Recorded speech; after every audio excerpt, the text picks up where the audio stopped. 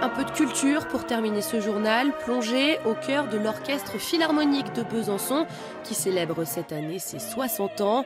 Nos journalistes ont pu se glisser dans les coulisses d'une représentation dédiée à Verdi et l'opéra italien. Laurent Ducrozet et Lionel Chaput-Berly.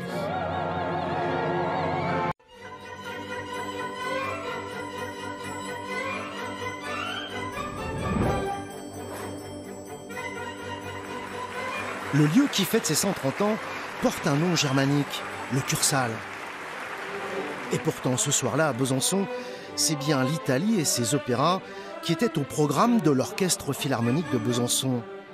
Du bel canto plein de drame et de passion, mais avec des effectifs de péplum.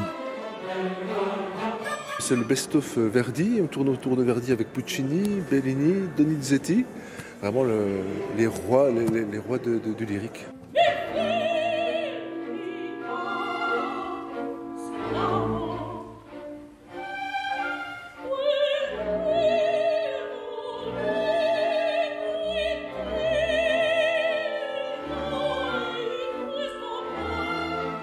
Un grand orchestre avec des choristes et des solistes. Mais autour de la mezzo Francine André, il n'y a que des amateurs, ou presque.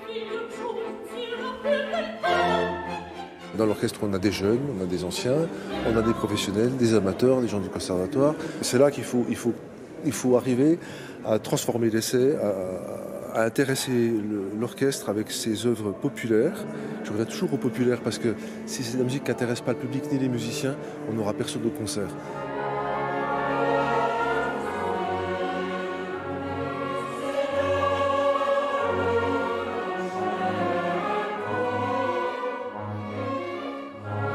Créé dans les années 80, le Chœur-Schütz est devenu lui aussi une institution musicale grâce à un pédagogue hors norme, Jean Misselin. Lui, on peut dire qu'il a fait chanter des générations de francs-comtois. Ah, mais le plaisir de chanter devrait être remboursé par la sécurité sociale, c'est bien connu, mais on attend toujours les mesures pour que ce soit fait.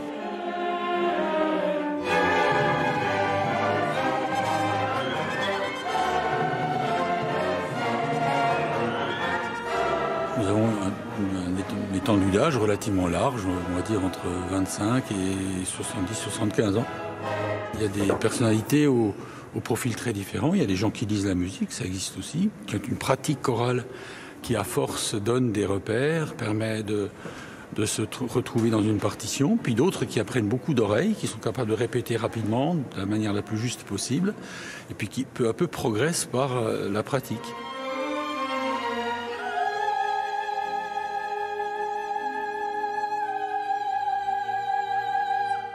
C'est justement grâce au professeur Jean Misselin que Soani Fay a découvert le chant au collège. Après le conservatoire, la soprano a pris son envol et mène aujourd'hui une carrière lyrique très dense.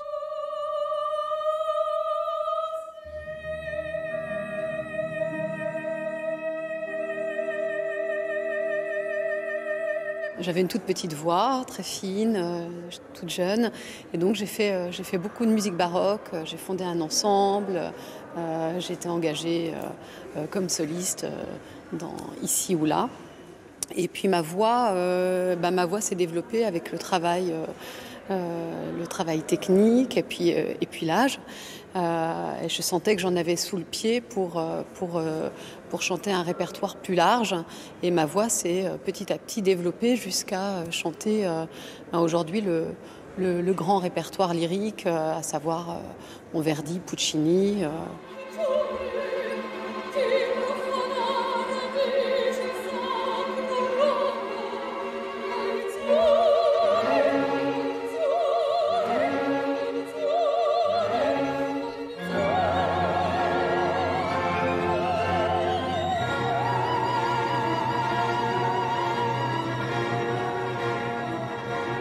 Verdi, c'est le compositeur populaire par excellence. Mais ce n'est pas pompeux. C'est-à-dire que c'est très classieux, c'est resplendissant de douceur, mais aussi de violence, de nuances, de romantisme, vraiment, de lyrisme, c'est fabuleux.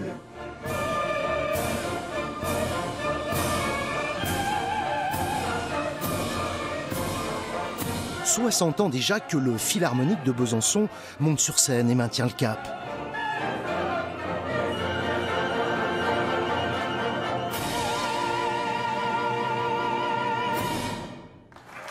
Et comme le public partage la même passion que ces musiciens du soir, les 2 concerts dédiés à Verdi se sont joués à guichet fermé.